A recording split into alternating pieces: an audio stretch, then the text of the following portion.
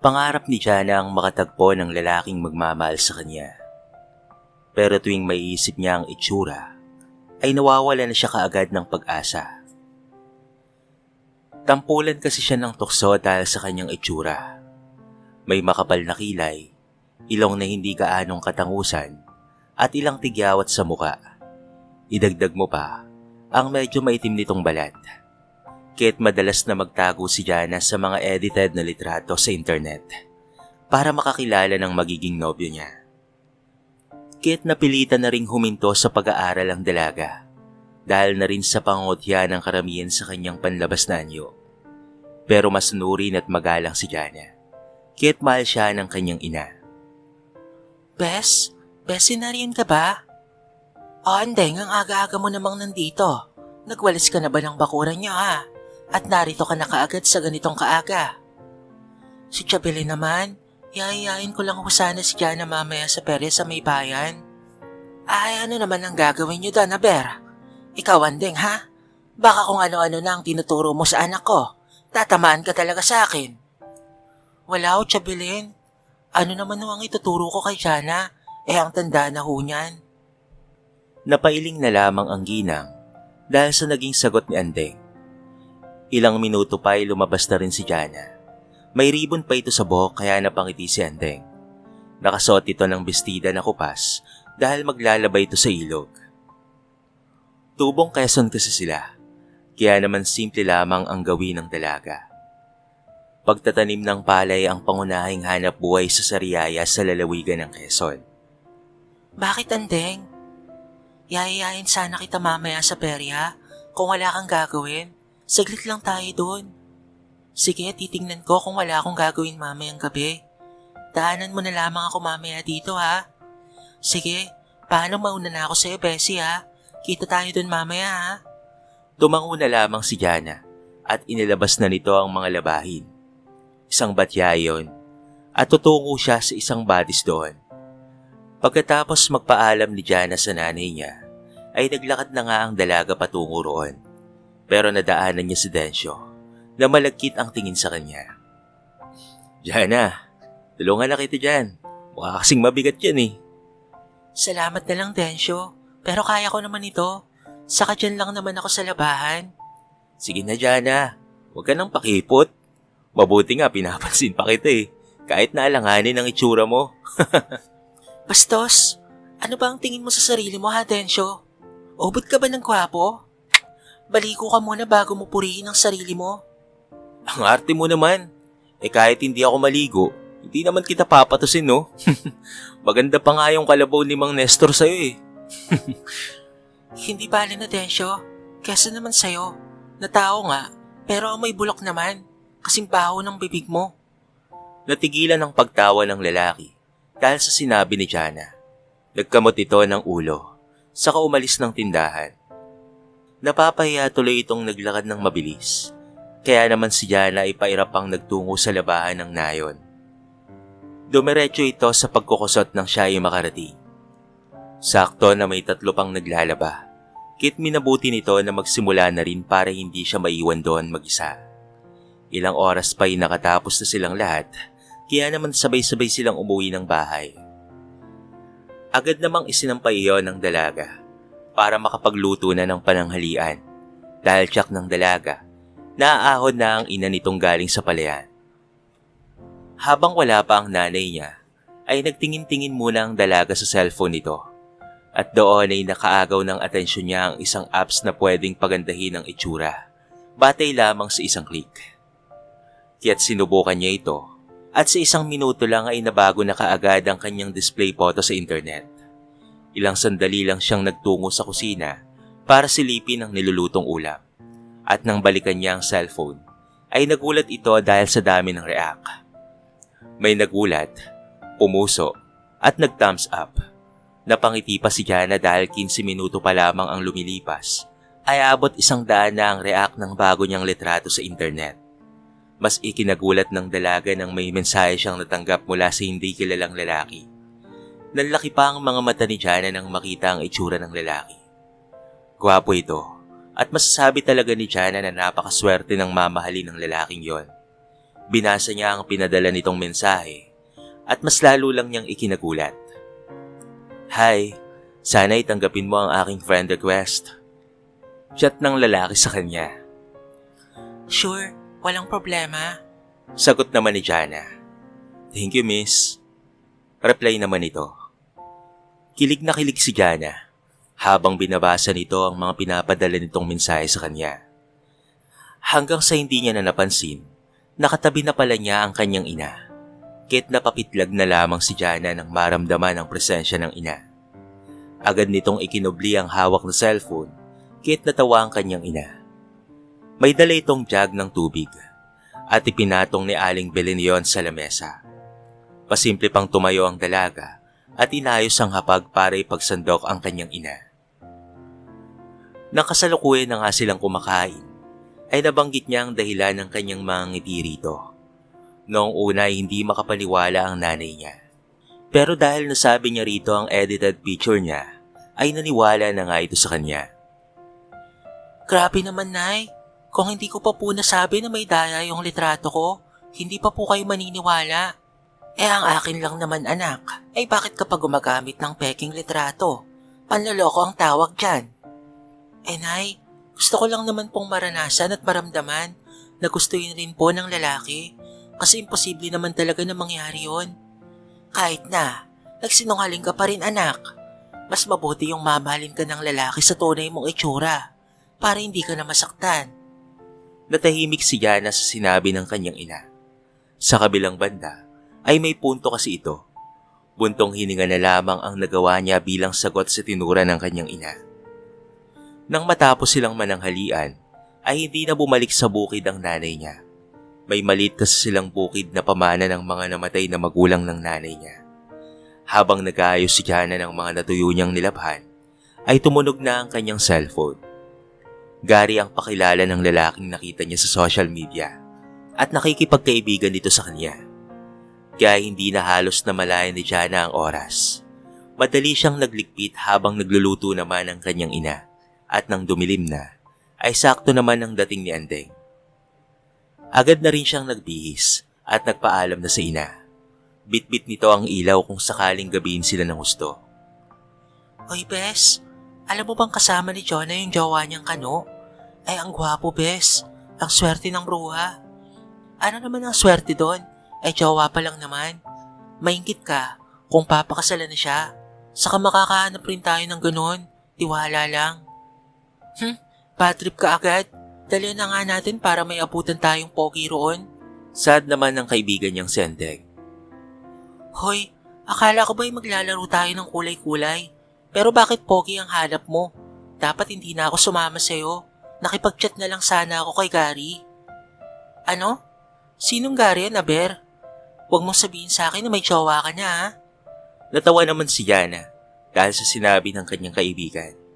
Nang makarating na nga sila sa mismong lugar, ay marami ang naglipa ng tao kaya medyo nahiya pa si Jana dahil wala namang alam gawin ng iba kung hindi ang kutsain siya sa kanyang itsura. Nakita nila ang ikinikwento ni Andeng na isa rin nilang kabaryo na nakatagpo ng Kano sa internet. Titig na titig doon si Jana at aminin man niya o hindi ay may halong inggit siyang nararamdaman sa kanyang sarili hanggang sa kalabitin siya ni Andeng. Kaya naman para siyang natauhan. Niyaya siya nitong maglaro at nakapwesto sila sa isang color game. Nabaling naman doon ang atensyon nilang magkaibigan kahit pansamantalang nawala ang alalahanin ni Jana. Pero nang magyayana ang kaibigan niyang Sendeng, ay wala na rin siyang nagawa. Marami pa silang nadaanan na magkakapareha, kahit napapailing na lamang ang dalawang dalaga. Gising pa ang nanay niya nang makauwi siya, kaya agad ring natulog ang ginang at siya na ang nagsarado ng pinto. Pagpasok niya sa silid at nang buksan niya ang cellphone, ay sunod-sunod ang dumating na mensahe ni Gary, kaya nawala ang antok ng dalaga. Gising ka pa ba? Oo, hindi kasi ako makatulog eh. Bakit gising ka pa? Kinikilig na reply ni Jana. Magkaiba kasi ang oras natin. Nandito kasi ako sa abroad sa bansang Saudi Arabia. Ay, oo nga pala, no? Ano nga pala ang trabaho mo? Engineer ako, Jana. Sige na, alam ko na gabi na dyan kaya matulog ka na. Sana makita kita sa personal pag uwi ko dyan sa Pilipinas. Napabangon ang dalaga nang sabihin niya ni Gary. Nag-iisip ngayon siya ng idadahilan. Paano kung malaman nito na hindi talaga ganoon ang itsura niya? Siguradong aawayan rin siya nito dahil sa itsura ng binata. Gwapo ito at maputi. Siguradong pagtatawanan rin siya nito gaya ng iba pa niyang naka-eyeball. Hindi niya na ito na-replyan pa at natulog na rin siya para hindi nagaanong mapuyat. Kinabukasan ay masaya ang gising ng dalaga dahil sa lalaking kausap niya kagabi. Pero biglang sumagi sa isipan niya muli ang nais nito na sana ay magkita sila ng personal, kaya't biglang napaalis ang ngiti ni Jana at napalitan ng pagkalito. Oh, ay anong mukha yan? Kanina lang bago ka lumabas ng silid mo, ngiting-ngiti ka. Tapos ngayon parang pinagbagsakan ka ng langit at lupa. Nay, may kaibigan po kasi ako na gusto akong makita ng personal. Natatakot po ako na baka pagtawanan niya rin po ako pag nakita niya na po ako sa personal. Bakit naman ganyan ka agad ang iniisip mo, anak? Hindi ka naman pangit, anak. Morena ka at hindi ka maitim. Tapos ay hindi ka naman pango. Ayos naman yung ilong mo. Yang mga pimples mo nga lang ay gamutin mo, anak. Naku, sinasabi niyo lang yan, Nay, para hindi ako masaktan. Talaga namang pangit ako eh. Anak, sinasabi ko sa ito dahil mahal kita. Kung ayaw niya sa itsura mo, hayaan mo na. Hindi mo kailangang ipilit ang sarili mo sa mga taong mapangusgas panlabas na anyo. Napatitig si Jana sa ina dahil sa kaseryosohan nitong sinabi sa kanya. Tama naman ang nanay niya. Hindi naman niya kailangang magpanggap na maganda. Ipinilig na lamang ni Jana ang ulo at naupo para kumain ng almusal. Sa dalas at tagal nilang nagkakausap ni Gary, ay mas lalong nahuhulog ang loob nila sa isa't isa. Kaya naman mas lalong natakot si Jana na aminin ang totoo dito. Hanggang sa maging ganap niya na itong nobyo, ay nagtatago pa rin siya sa maling mukha. Maging kay Anding na kaibigan niya, ay sikreto ang kanilang relasyon ni Gary. Anak, nagpakilala ka na ba sa ka-chatmate mo? Baka mamaya ay magulat ako na nasa harap na pala ng bahay natin yan. Hindi pa po, Nay. Saka baka hindi naman po umuwi rito yon. Oo nga pala, Nay. Nobyo ko na po si Gary. Ha? Di mas lalong dapat na ipagtapat mo na ang totoo, anak. Pareho lang kayong masasaktan ng lalaking yan. Mahal mo na ba? Siyempre naman po, Nay. Kahit na sa internet lang po kami nagkakilala, alam ko po sa sarili ko na mahal ko na po talaga siya. Yung lalaki, mahal ka na rin ba gaya ng pagmamahal mo sa kanya? Kung mahal ka niya, ay dapat matanggap niya kung ano talaga ang itsura mo, anak. Kasalanan ko naman po, Nay. Nagpanggap ako, kaya hindi ko siya masisisi kung magalit si Gary sa akin o sakaling malaman niya ang totoo. Napabuntong hininga na lamang si Aling Belen. Hindi naman na niya mapigil si Jana dahil tila lumalalim na ang pagmamahal nito sa binatang nakilala sa internet. Kaya naman ipinagdasal na lamang niya na sana ay matanggap ng lalaki ang tunay na katauhan ng kanyang anak. Isang gabi habang nakahiga na si Jana, ay muling tumunog ang cellphone niya. Hudyat na nagpadala na naman muli ng mensahe ang kanyang nobyo. Mahal, kamusta ka na? May sorpresa pala ako sa'yo. Ano yun, mahal? Mabuti naman ako dito. Approve na yung vacation leave ko, kaya't makikita na rin kita ng personal. Nagulat si Jana, kaya't napabangon siya sa kama at napatayo na rin. Ha? Talaga? Kailan ang uwi mo? Kinakabahang chat niya. Surprise, mahal. Alam ko naman na ang address nyo, kaya't magugulat ka na lamang nandyan na ako. Ha? Sabihin mo naman ako, mahal, para makapaganda kami ni Nay. Hindi na sumagot pa ang nobyo niya mula sa kabilang linya. Kaya agad na lumabas si Jana ng kwarto para puntahan ng nanay niya upang ipaalamang napag-usapan nila ng binata. Nay, gising ka pa ba? Nay, sandali, batang ire. Ano ba yun, ha? At kung kalabugin mo ang pinto ay halos mawasak na. Bakit ba? Nay, si Gary po kasi. Na paano ang nobyo mo? Nay, uuwi raw siya dito, pero ayaw niyang sabihin kung kailan. Ano pong gagawin ko? Nagulat si Aling Belen dahil sa kanyang nalaman. Pinagbasdan niya si Jana at kita niya sa mukha nito ang takot at lungkot. Kaya't niyaya niya itong maupo sa upuan nilang kahoy, sakay nawakan ng 2 kamay. Ito na nga ba ang sinasabi ko sa'yo? Dapat noong una pa lamang anak, ay pinaalam mo na ang tunay na ikaw. Kasi nay, natatakot po ako. Baka bigla niya na lamang po akong iwan. Baka tulad lang rin po siya ng iba. Anak, hindi mo malalaman kung hindi mo susubukan.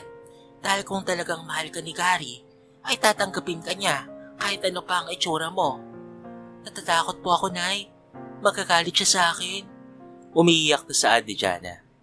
Niyakap na lamang ni Aling Belen ang kanyang umiiyak na anak.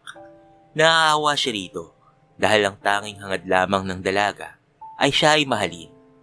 Pero ang mali lamang ni Jana ay nagtago siya sa ibang mukha at ang nakalagay ay pangalan niya. Kaya't maging si Aling Belen ay nahihirapan para sa sitwasyon ngayon ng kanyang anak. Kaya naman pinabalik niya na ito sa silid at sinabi niyang wag na munang mag-isip pa. Kinabukasan ay inaabutan niya ang dalaga na balisa, kaya't naisipan niya na munang yayain ito sa bayan para mamili ng ibang gamit at pati na rin mga lulutuin para sa pambao na dadalhin sa bukid. Nalilibang si Jana sa pamimili ng isda, kaya naman hindi niya napansin ang isang lalaking mataas na kanina pa nakatitig sa kanya. Parati kasi siyang tinatawag ng mga tindera sa kanyang pangalan. Kaya't hindi pwedeng magkamali ang binata na Jana nga ang pangalan ng babaeng morena. May makapal na kilay at ilang tigyawat sa muka. Napukaw kaagad ang atensyon niya dito. Naisip ng binata na hindi naman siguro magkapangalan lang ang 2 dalaga. Nakauwi na kasi ito ng Pilipinas at dito siya tumuloy sa lugar ng kanyang nobya para sorpresahin nga ito. Pero hindi niya inaasahan na may matutuklasan pala siya at para makasiguro ay hinintay ni Gary na makaalis ang 2. Sa kanya kinausap ang tindera na kilala rin ito. Miss, narinig ko kasi na tinawag mong Jana yung babaeng yon. Ano ang apelyido niya? Opo sir, Jana Roque po. Kilala niyo po ba siya? Ganun ba? Salamat May kawig lang kasi siya. Si Jana po may kawig? Kailang ata ang nagsabi niyan sa tagal kong nabubuhay dito sa mundo. Sino po ba ang kamukha niya? Si Shrek po ba? O si Fiona? Grabe ka naman, miss. Babae ka rin. Kaya dapat hindi ganun. Maganda naman yung babae. Tila napahiya ang tindera nang sabihin ni Gary na maganda si Jana. Napailing na lamang ito, kaya hindi na pinansin pa ang binata. Samantalang nagtaka naman si Gary kung bakit siya nito niloko. Iba ang ipinapakita nitong mukha sa kanya. Bakit kaya ganun si Jana? Bakit niya kaya ako niloko? Tanong ng binata sa kanyang sarili. Nakauwi na si Aling Belen at Jana. Agad na pumasok ang mga ito sa loob ng kanilang bahay. Nagtaka pa si Jana dahil mula kaninang umaga pa'y walang mensahe ang nobyo niya. Hanggang isang kapitbahay ang humahangos dahil may naghahanap raw kay Jana. Kaya naman kinabahan na ang dalaga ng bongga. Sino ba yon? At kung makatawag kaya akala mo hindi ka sisikatan ng araw. Ano ba yun, Oreng? Aling Belen, may gwapong lalaki na naghahanap kay Jana.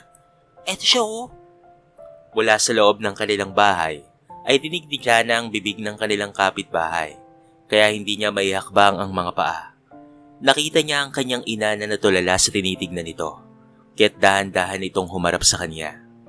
Narinig niya ang boses ng lalaki mula sa labas, kaya't napahawak siya ng maigpit sa sariling palda. Magandang umaga po. Dito po ba nakatira si Jana? Gary po pala. Oo, iyo. Nanay niya ako. Sandali lang at tatawagin ko lang ha. Halika, pasok ka muna. Salamat po, Nay. Dinig ng dalaga ang usapan ng kanyang ina at ng binata. Kinakabahan si Jana dahil tapos na ang pantasya niya sa nobyo. Siguradong susumbatan siya nito at lalaitin rin gaya ng iba. Pumasok ang nanay niya sa kusina, kaya't nanlaki ang mga mata nito. Naguguluhan si Jana kung ano ang dahilan na sasabihin niya sa binata. Pakaramdam niya ay wala siyang mukhang may harap dito. Anak, nasa labas na si Gary. Harapin mo na at tanggapin mo ang mga sasabihin niya sa'yo ha.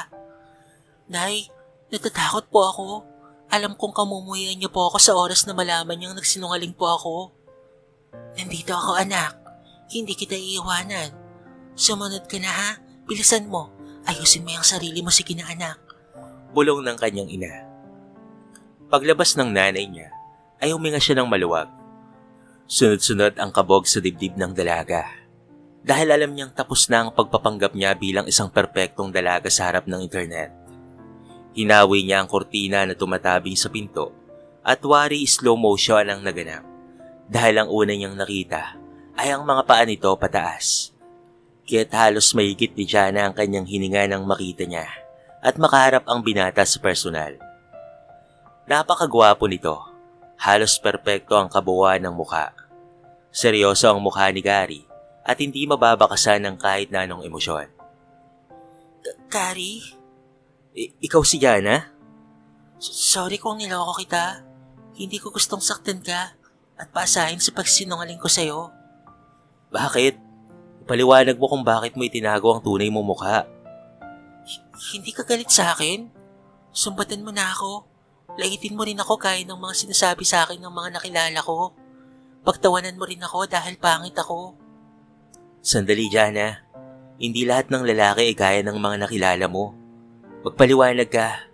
Nagtago ka sa peking mukha dahil sa tingin mo ay pangit ka.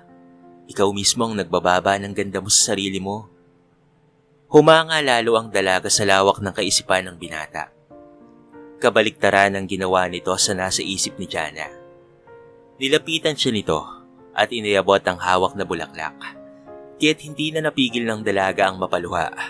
Akala niya ipagtatawanan siya nito at sisigawan gaya ng ginagawa ng mga nakilala niya noong lumipas na linggo. Nagulat ako, oo. Pero hindi naman ako perpekto para laitin at pagtawanan ka. Para sa akin ay maganda ka, Jana. Basta't sa'yo mismo manggagaling yon. Gary, I'm sorry. Hindi mo deserve na lokohin. Alam mo bang hindi rin ako ganito noon? Minahal ko lamang rin ang sarili ko at nagayos. Kaya yun din dapat ang gawin mo, mahal. Mahal mo pa rin ako kahit niloko kita? Hindi makapaniwalang tanong ni Jana. Oo, kasi mahal kita. Ito yung pinapagana ko. Puso at hindi mata. Ako ba? Mahal mo pa ba ako? Oo naman. Mahal na mahal kita, Gary. Niyakap siya ng kanyang nobyo at hindi niya sukat akalain na napakalawak pala ng pangunawa nito. Masayang masaya siya dahil sa wakas ay tanggap siya nito. Ganon rin ang nanay niya. Lumuluwa rin sa tuwa para sa kanya. Ipinakilala ni Jana si Gary sa mga magulang nito at tanggap siya ng walang pag-aalinlangan. Naging masaya silang dalawa at tinanggap ang bawat mali sa sarili. Nakita rin ni Jana ang dating larawan nito. Hindi naman pala talaga ito sobrang gwapo noon. Sadyang inalagaan lang niya ang kanyang sarili at ito rin ang nais niya para sa kanyang minamahal na si Jana. Wala namang perpekto sa mundo. Pangit ka man sa paningin ng lahat, mananatiling perpekto ka pa rin sa mata ng Diyos at wala kang makukuwang panghusga sa Kanya. Sa kwentong ito ay marami tayong mapupulot na aral. Isa na nga riyan ay tanggapin ang iyong sarili at pangalagaan at mahalin ito. Sapagkat maaaring hindi ka tanggapin ng iba kung ikaw mismo ay hindi tanggap ang iyong sarili. Laging tandaan na lumalabas ang kagandahan kapag maganda ang iyong kalooban. Dito na po nagtatapos ang ating maiksing kwento sa araw na ito. Sana po ay nagustuhan nyo. Kayo mga kabarangay, ano ang masasabi nyo sa ating kwento? I-comment nyo naman sa baba ang inyong mga reaksyon at babasahin natin ang lahat ng yan. So paano kabarangay? Hanggang sa muli, thank you so much and peace out.